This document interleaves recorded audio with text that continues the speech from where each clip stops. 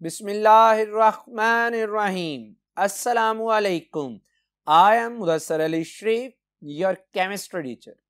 Dear students, chemistry second year, chapter number 6 और आज का हमारा टॉपिक है geometry of complexes.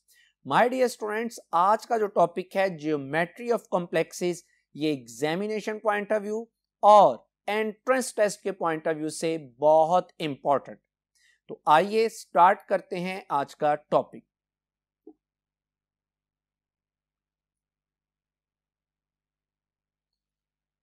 Ji my dear students, topic है geometry of complexes. My dear students, मैं सबसे पहले आपके साथ ये बात करना चाहता हूं that what is meant by geometry. My dear students, जो वर्ड ज्योमेट्री है it comes from Greek language. Geo which means earth and metron which means measurement. My dear students, geometry mathematics की वो ब्रांच है which is related with the shapes. यानी जब आप कहते हैं जियोमेट्री तो इसका मतलब है कि हम डिफरेंट फिगर्स की शेप्स को डिस्कस कर रहे हैं. तो गोया अगर मैंने हेडिंग में लिख दिया जियोमेट्री ऑफ कॉम्प्लेक्सेस, इसका मतलब यह हुआ कि आज के लेक्चर में हम कॉम्प्लेक्सेस की शेप्स को डिस्कस करेंगे. माय डियर स्टूडेंट्स, सबसे पहली बात कि कॉम्प्लेक्सेस क्या है. नो डाउट कि हमने प्रीवियस लेक्चर में बहुत ही डिटेल से कॉम्प्लेक्सेस को डिस्कस किया. मैं आपके लिए थोड़ा सा दोबारा कॉम्प्लेक्सेस को डिफाइन कर देता हूं और इंशाल्लाह फिर हम अपने एक्चुअल टॉपिक को लेकर चलेंगे. माय डियर स्टूडेंट्स, कॉम्प्लेक्सेस क्या हैं? कॉम्प्लेक्सेस ऐसे कंपाउंड्स हैं in which central metal atom और ion is attached with different number of ligands through coordinate covalent bond.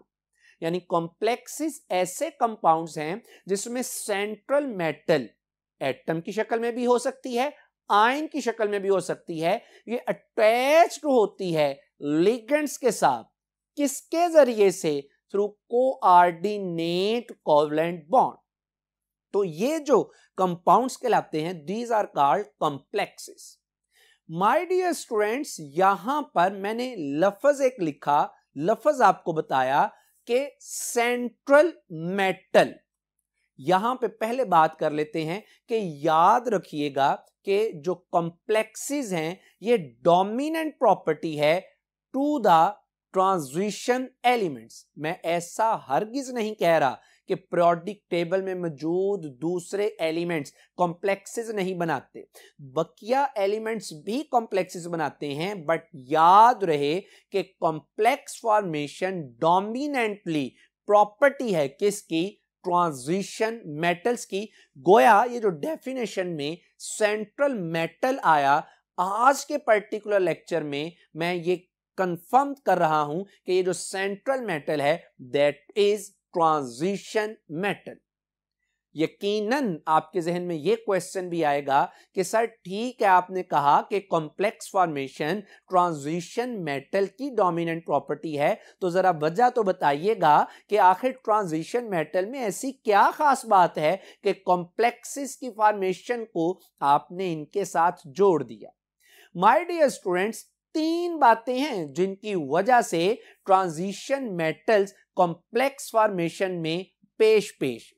वो तीन बातें क्या हैं? याद रखिएगा कि जो ट्रांजिशन मेटल, जिसे आप डी और एफ ब्लॉक एलिमेंट्स को कहते हैं, transition metals have small size. तो चूंकि इनका स्मॉल साइज है तो दूसरी रीजन हम ये बना सकते हैं दे हैव लार्ज या greater effective nuclear charge. And my dear students, तीसरी बात इसकी ये है कि जो ट्रांजिशन मेटल्स हैं they have vacant d orbital. My dear students, ये जो तीनों पॉइंट्स मैंने आपके सामने लिखे ना, इन पॉइंट्स को अगर आप टेक्निकली देखें तो ये पॉइंट्स अपने आप में बताते हैं कि चूंकि ट्रांजिशन मेटल्स की ये तीन प्रॉपर्टी हैं, इसी वजह से ट्रांजिशन मेटल्स कॉम्प्लेक्स बनाती हैं. सर कैसे? माय डियर स्टूडेंट्स, जरा गौर कीजिएगा, मैंने आपके सामने अभी मैंने कॉम्प्लेक्सिस की डेफिनेशन रखी कि जिसमें सेंट्रल मेटल अटैच्ड है किसके साथ? लिगेंड के साथ। किसके जरिए से? Coordinate covalent bond. यानी कॉम्प्लेक्सिस में लिगेंड सेंट्रल मेटल को इलेक्ट्रॉन देता है। किसके जरिए से? कोऑर्डिनेट कोवलेंट बॉन्ड के जरिए से।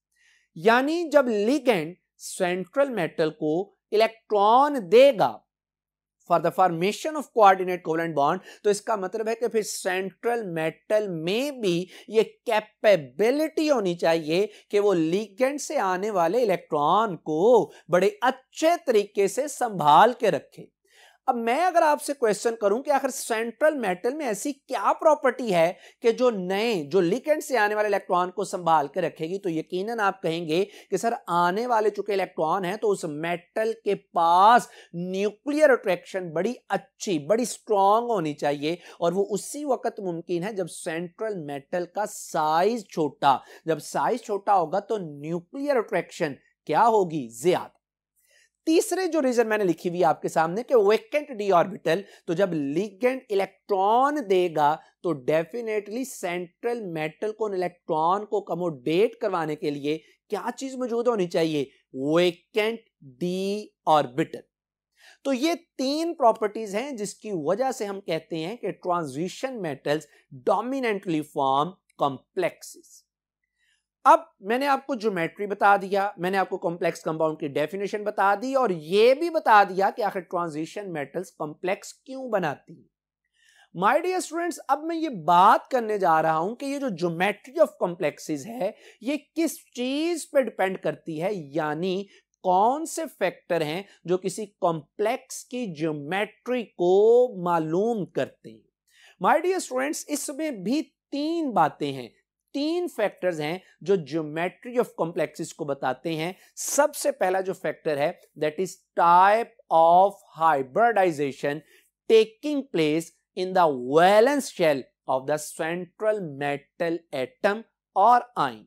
यानी जो सेंट्रल मेटल है उसके वैलेंस शेल में जो ऑर्बिटल्स हैं, S है, P है, D है, ये कौन सी हाइब्रिडाइजेशन कर रहे हैं? क्या sp3 कर रहे हैं? क्या sp3d कर रहे हैं? क्या sp2d2 कर रहे हैं? सो ये डिपेंड करता है कि हाइब्रिडाइजेशन कौन सी है, उसके अकॉर्डिंगली उस कॉम्प्लेक्स की क्या होती है ज्योमेट्री।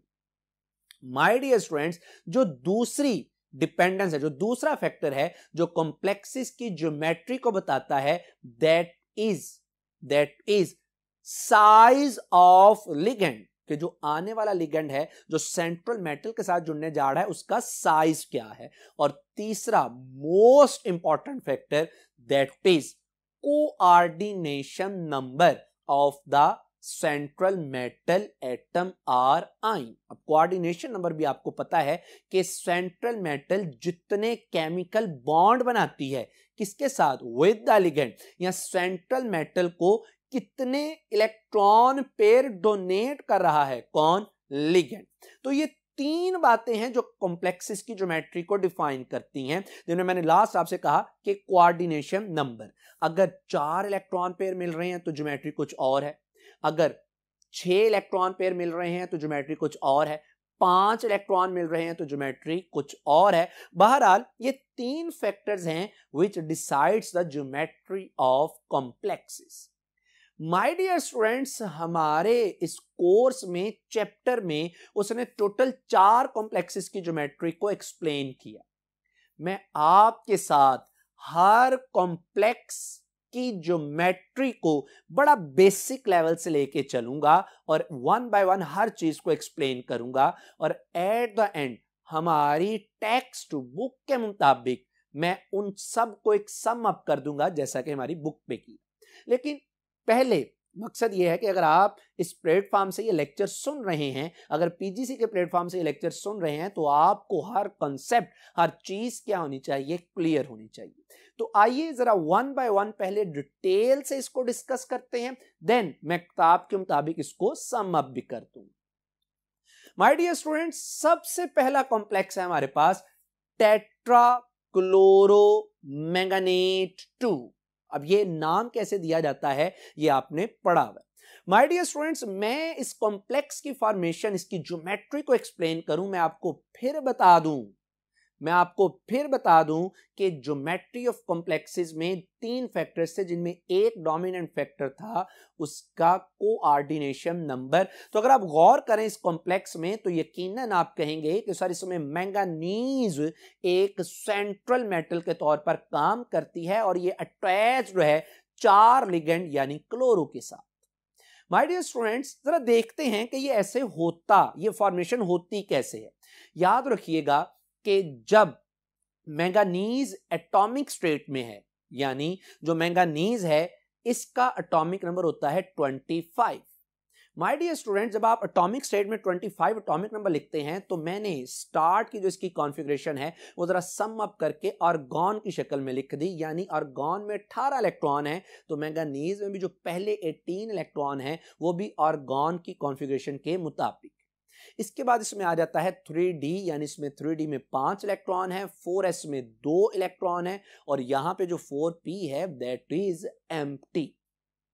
माय डियर स्टूडेंट्स, अगर आप इस कॉम्प्लेक्स को गौर करें ना तो इस कॉम्प्लेक्स में मैंगानीज की जो ऑक्सीडेशन स्टेट है, manganese has the oxidation state +2। तो यूं मैं क्या करूंगा कि जो एटॉमिक स्टेट में मैंगानीज है इसमें मौजूद 4s में से 2 इलेक्ट्रॉन को क्या करवा दूंगा, रिमूव। गोया आयोनिक स्टेट यानी 2+ की शक्ल में इसकी जो इलेक्ट्रॉनिक कॉन्फ़िगरेशन बनती है वो कुछ इस तरह से है 3d5 4s 0 4p, तो ऑलरेडी क्या है, एम्प्टी। अब माय डियर स्टूडेंट्स, क्या होता है कि इसमें ये जो 4s एक और जो 4p के 3 ऑर्बिटल्स हैं ये तीनों आपस में इंटरमिक्स होते हैं, जिसे आप हाइब्रिडाइजेशन का नाम देते हैं, और यूं मेरे पास 4 नए sp3 हाइब्रिड ऑर्बिटल्स बनते हैं और इन तमाम हाइब्रिड ऑर्बिटल्स में जो क्लोरो ग्रुप है वो कोऑर्डिनेट कोवेलेंट बॉन्ड के जरिए से इलेक्ट्रॉन को क्या करता है, डोनेट करता है, और इस तरह से ये कॉम्प्लेक्स बन जाता है। माय डियर स्टूडेंट्स, इस कॉम्प्लेक्स को अगर आप देखें तो यहां पे मैंने आपको इस कॉम्प्लेक्स की 3D व्यू देने की कोशिश की, तो आपको अंदाजा होगा कि जो टोटल 4 लिगेंड्स लगे हैं इनमें से 2 ligand plane in the plane of molecule हैं और एक जो लिगेंड है that is away from the way away from the observer, और एक जो है ये टूवर्ड्स द ऑब्जर्वर। ये 3D रिप्रेजेंटेशन। तो बहरहाल यहां पे हमारा एक कॉम्प्लेक्स कंप्लीट हुआ, उसकी ज्योमेट्री कंप्लीट हुई, और यहां से जो नतीजा निकला वो नतीजे बल्कि 2 निकले। एक के साथ जब लिगेंड 4 होंगे तो ज्योमेट्री sp3 तो ज्योमेट्री टेट्राहेड्रल आएगी, जैसा कि आप देख सकते हैं, और इसमें एंगल 109.5 डिग्री।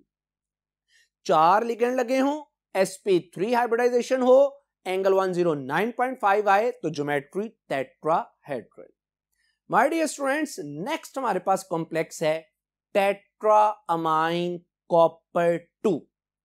अगर इस कॉम्प्लेक्स को अगर आप गौर से देखें तो आप कहेंगे कि सर इसमें सेंट्रल एटम है कॉपर और सर 4 लिगेंड्स लगे हैं। हमने अभी पढ़ा कि जब 4 लिगेंड्स लगे हों हाइब्रिडाइजेशन sp3 होती है और ज्योमेट्री टेट्राहेड्रल आती है। माय डियर स्टूडेंट्स, आपका कॉन्सेप्ट अपनी जगह पर बिल्कुल ठीक है, लेकिन ये जो टेट्राअमाइन कॉपर 2 आयन है that does not follow rules. ये हमारे जो जनरल रूल्स हैं जैसा कि sp3 है और टेट्राहेड्रल है उसको फॉलो नहीं करता, यानी 4 लिगेंड होने के बावजूद भी इस कॉम्प्लेक्स की हाइब्रिडाइजेशन, इस कॉम्प्लेक्स में मौजूद सेंट्रल मेटल की हाइब्रिडाइजेशन sp3 नहीं होती, इस कॉम्प्लेक्स की ज्योमेट्री टेट्राहेड्रल नहीं होती। और ये कौन सी हाइब्रिडेशन कॉपर इसमें शो करता है, क्या ज्योमेट्री आती है, जरा आइए इस चीज को देखते हैं। सबसे पहले जरा देखिएगा कि इस कॉम्प्लेक्स में जो कॉपर सेंट्रल मेटल है इसकी ऑक्सीडेशन स्टेट क्या है। तो चूंकि अमाइन अमोनिया न्यूट्रल कॉम्प्लेक्स है तो कॉपर की ऑक्सीडेशन स्टेट होगी +2। अगर मैं कॉपर की बात करता हूं तो कॉपर की एटॉमिक स्टेट में आर्गॉन, मैंने फिर उसको जरा सिंपल करके लिख दिया, शॉर्ट करके लिख दिया। कॉपर के केस में जो 3D है इसमें मौजूद हैं 10 इलेक्ट्रॉन्स और 4s में 1 इलेक्ट्रॉन और 4p इसका क्या है एम्प्टी। मैंने ये जो एम्प्टी ऑर्बिटल लिखा ना, ये चूंकि आपने प्रीवियस में भी पढ़ा, ये हाइब्रिडाइजेशन में क्या होता है इन्वॉल्व। माय डियर स्टूडेंट, चूंकि हमारे इस पर्टिकुलर कॉम्प्लेक्स में कॉपर +2 की शक्ल में है, तो गोया कॉपर अपने 2 इलेक्ट्रॉन को लूज करेगा, यानी 1 इलेक्ट्रॉन 4s से निकल जाएगा और 1 इलेक्ट्रॉन 3d से। यूं इसकी जो कॉन्फ़िगरेशन Cu2+ की शक्ल में बनेगी, दैट इज 3d9 4s0 और 4p भी क्या है एम्प्टी। अब आपके जहन में ये क्वेश्चन आ रहा है कि सर देखें S भी एम्प्टी है, सर देखें P भी एम्प्टी है, सिंपली 4 अमोनिया के मॉलिक्यूल्स आएंगे और कोऑर्डिनेट कोवेलेंट बॉन्ड के साथ अटैच होके इसकी टेट्राहेड्रल ज्योमेट्री बना देंगे। लेकिन माय डियर स्टूडेंट्स, याद रखिएगा कि एक्सपेरिमेंटली ये बात साबित हो चुकी है कि ये टेट्राहेड्रल ज्योमेट्री शो नहीं करता, ये sp3 हाइब्रिडाइजेशन कॉपर इसमें शो नहीं करता। हॉगन वो साइंटिस्ट है जिसने जस्टिफाई, जिसने वेरीफाई किया कि जो टेट्रामाइन कॉपर कॉम्प्लेक्स है, it does not follow ordinary rules, यानी इसमें कॉपर की sp3 हाइब्रिडाइजेशन नहीं, इसमें टेट्राहेड्रल ज्योमेट्री नहीं। हॉगन का ये कहना है कि ये जब कॉम्प्लेक्स बनता है तो इसमें जो 4 अमोनिया के मॉलिक्यूल हैं वो 1 इलेक्ट्रॉन का पेयर डोनेट करते हैं 4s में, 2 इलेक्ट्रॉन के पेयर डोनेट करते हैं 4p में, और जो तीसरा इलेक्ट्रॉन का पेयर है वो 4p के ऑर्बिटल में नहीं देते, बल्कि 4p से जो अगला ऑर्बिटल 4d है उसमें ये डोनेट करते हैं। और यूं अगर आप गौर करें तो इसकी जो हाइब्रिडाइजेशन बनती है दैट इज sp2d हाइब्रिडाइजेशन। और जब sp2d हाइब्रिडाइजेशन होती है तो उस सूरत में जो ज्योमेट्री बनती है दैट इज स्क्वायर प्लेनर, और जो एंगल है that is of 90 degree. My dear students, याद कर लीजिएगा, एक्चुअल रूल हमारा वही है जो हमने MnCl4-2 में पढ़ा था कि 4 लिगेंड है, sp3 हाइब्रिडाइजेशन है, टेट्राहेड्रल है। ये हमारे एक्चुअल कॉन्सेप्ट से डाइवर्ट है, चेंज है, एक्सेप्शन है। होनी टेट्राहेड्रल चाहिए थी पर होती क्या है sp2d, और शेप और ज्योमेट्री क्या बनती है स्क्वायर प्लेनर, जिसमें एंगल क्या होता है 90 डिग्री। ये बात हमने एक्सपेरिमेंटल को फैक्ट्स को देखते हुए इस तरह से इसका स्ट्रक्चर शो किया। माय डियर स्टूडेंट्स, तीसरा जो कंपाउंड है, मैंने इसको कॉम्प्लेक्स नहीं कहा, मैं इसको कह रहा हूं कंपाउंड है, क्योंकि याद रखिएगा कि PCl5 is not a complex, it is simply a compound. कैसे मैं जस्टिफाई भी कर दूंगा, बहरहाल हमारी टेक्स्ट बुक में उसने लिख छोड़ा कि इसकी कॉम्प्लेक्स की हेडिंग में लिख दिया ये एक सिंपल कंपाउंड है, कोवेलेंट कंपाउंड। अगर आप बात करें PCl5 फास्फोरस पेंटाक्लोराइड में, तो इसमें फास्फोरस सेंट्रल एटम, और फास्फोरस जो सेंट्रल एटम है इसका एटॉमिक नंबर होता है 15, जिसका मतलब यह हुआ कि इसके 3s में कितने इलेक्ट्रॉन मौजूद हैं, it has 2 electrons in 3s while it has 3 electrons in 3p orbital. अब अगर आप इस स्टेट में देखें ना, तो इसमें जो हमारे पास अनपेयर्ड इलेक्ट्रॉन है वो 3 है। गोया हम ये कहेंगे कि सर ये 3 बॉन्ड बनाएगा, लेकिन ये इसकी ग्राउंड स्टेट में कॉन्फ़िगरेशन होता क्या है कि जब आप PCl5 फास्फोरस पेंटाक्लोराइड की बात करते हैं तो पहले फास्फोरस हाइब्रिडाइजेशन शो करता है, यानी one of the electron from 3s is promoted to vacant 3d orbital. जब ये वेकेंट 3d ऑर्बिटल में इलेक्ट्रॉन को प्रमोट करता है तो आप देख सकते हैं कि इसमें टोटल कितने इलेक्ट्रॉन्स हो जाते हैं, टोटल इसमें 5 अनपेयर्ड इलेक्ट्रॉन हो जाते हैं। यानी ये जो हाइब्रिडाइजेशन शो करता है इट शोज sp3d हाइब्रिडाइजेशन, जिसकी सूरत में जो शेप डेवलप होती है दैट इज कॉल्ड ट्राइगोनल बाइपैरामीटर।